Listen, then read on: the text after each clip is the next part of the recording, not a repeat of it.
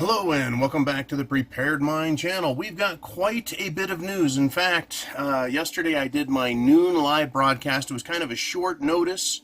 I just got a hold of Jolene and said, look, I'm getting behind on the news articles and the discussions. I just want to do a big catch-up, kind of like a midweek in progress, similar to the weekend in review, weekend wrap-up, but rather just to catch up.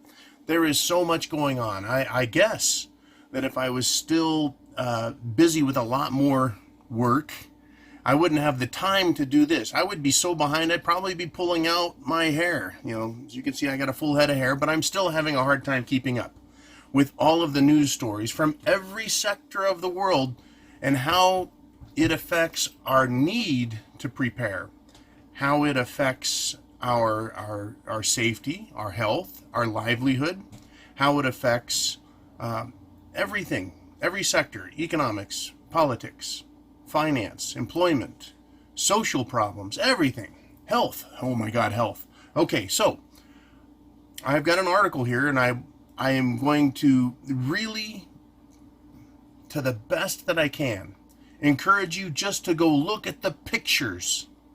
Look at the pictures. It has to do with food shortages. Just look at the pictures and you'll get an idea. So, due to a poor harvest season, we're expecting shortages on many canned vegetable items. That's the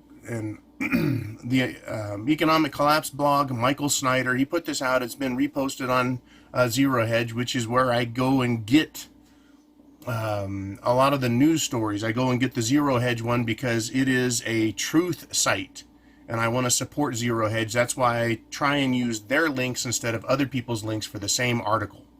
They do a fantastic service for us. So Zero Hedge is the one I try and use to promote them, to keep them strong. So when you go look at them, it makes them stronger. Once again, we're all trying to support each other, right? Zero Hedge uses other people's articles, which makes them strong. And then we use their articles, and we're supporting each other while we're getting ready, prepping.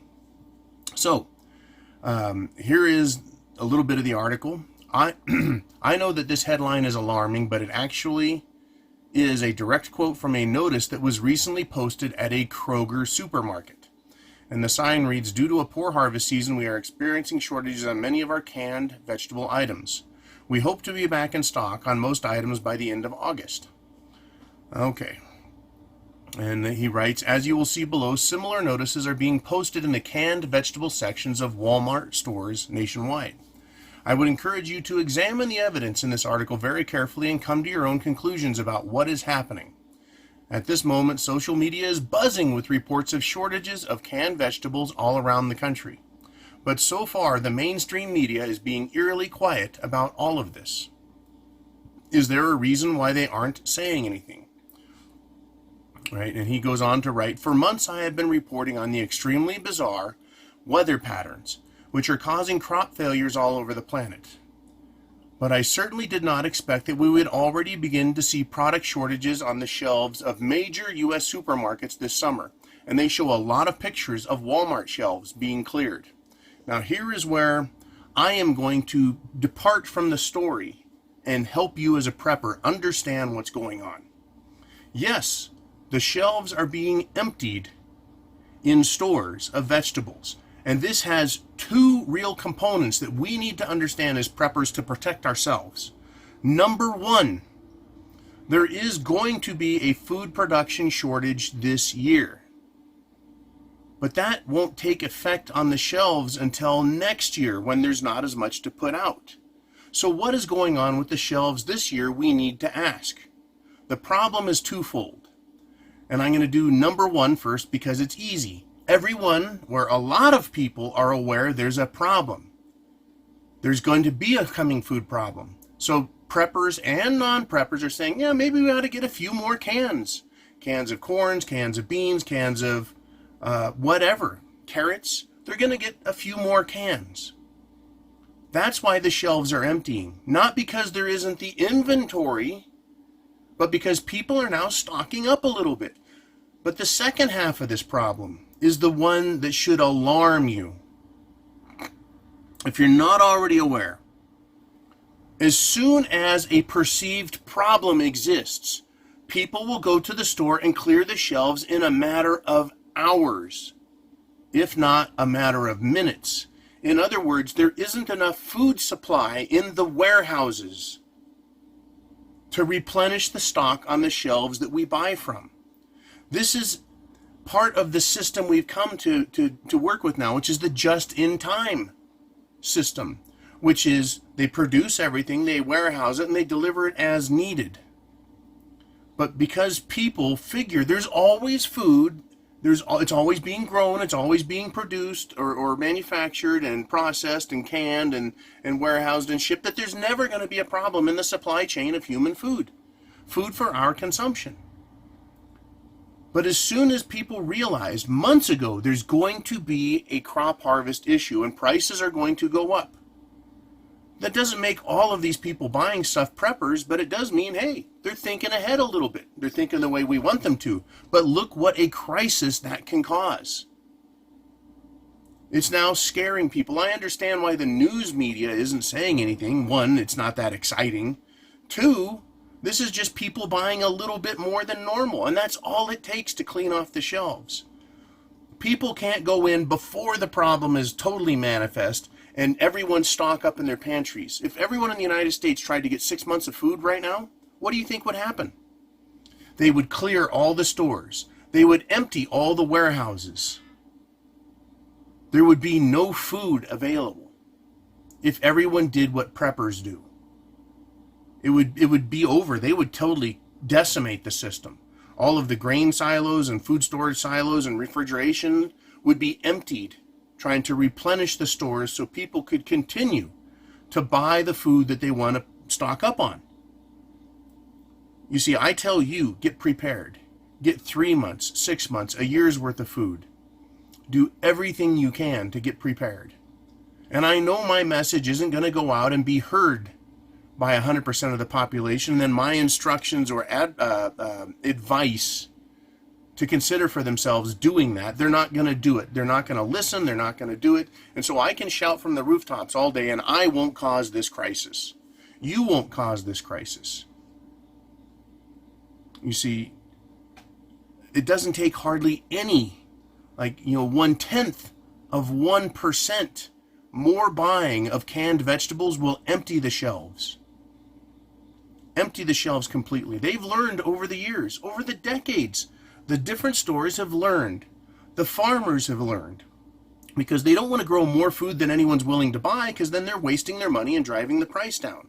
So they only produce enough of every single vegetable, every type of meat, right? Every type of grain. They make enough of it that it can be consumed and not wasted, and keep prices where they can afford to do that, right? It's a sustainable cycle. But as soon as there's a shortage and people start stocking up, it shows how weak our system is, that we're not actually storing years and years worth of food in our food storage facilities. We don't have massive silos, right? 300 feet tall and 50 feet around, and thousands of them just lined up through the grain belt and in California, full of food, just waiting for a shortage to come along. Right? That doesn't happen. This is what happens. We clear shelves, and then we wonder why they're not being restored. And then some people panic and think there's already a food shortage. No, there's always a food shortage when people want to stock up. So being a prepper now, ahead of time, seeing what's going on, this is where your thinking protects you, your family, and your group. This is where your local culture and local traditions for stocking up, being prepared, understanding that emergencies happen. That is where you become your best ally.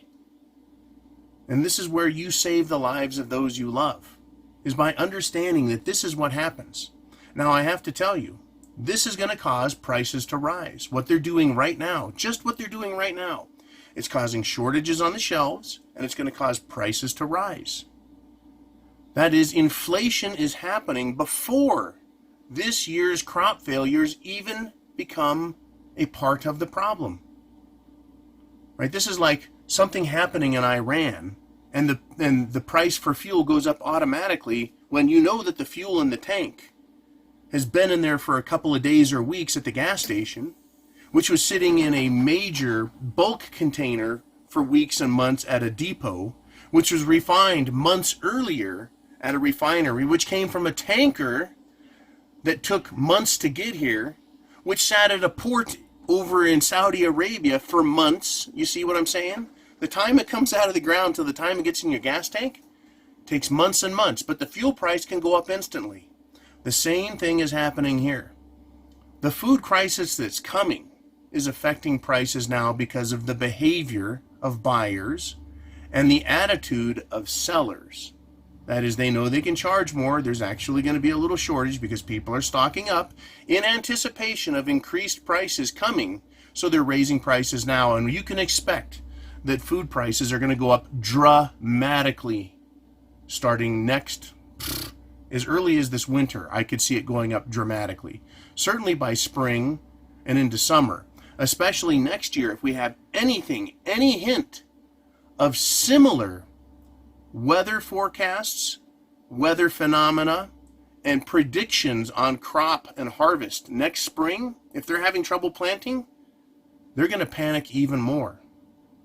Prices will go up even more. But I think that just this winter alone, as the harvest comes in this year, they're going to realize how screwed they are for next year, and the prices are going to start to climb. Can you afford a 100% increase in your food year to year? How about 200 or 300%? People can't. If your food bill is $400 a month for a family of four, which is eating on the cheap as far as I'm concerned, and it goes up 100%, right? Prices double, that's an $800 a month bill. Now, didn't we hear months ago that Americans don't have $400 in cash or $500 in cash to take care of emergency problems? A flat tire, car needs work, right? Ruined your suit, so you have to go buy a business suit, something like that. A medical emergency, you got to go to the ER, get some treatment, get a tetanus shot and some stitches. There's $1,000, easy. Right? And people don't have the money for that. So how could you sustain a $400 a month increase in the cost of your food if our food doubles? I'm not saying the fuel doubles and your rent doubles and everything else doubles. I'm talking about just the food. Food, right? Food. Water, shelter, clothing, medicine, means of self-defense. Food. Without food, you die. Without water, you die. Right? So have your plan and understand what's happening. There's not a shortage of food now. Not as far as what people, the whole population, needs to eat. That has already been planned for, processed, canned, produced, stored, siloed, etc. The problem is people out there are now starting to stock up. They know what's coming and they're starting to stock up. Just a teeny bit is all it takes to cause these problems on the shelf.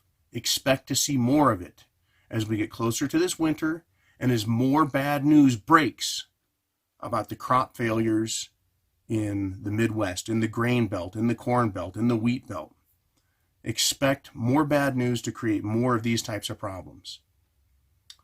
Chance favors the prepared mind. Is yours. We have so much news to cover. I'm really glad I did the live broadcast. Hopefully we get it out. Good God, and a lot more news to come. Get prepared.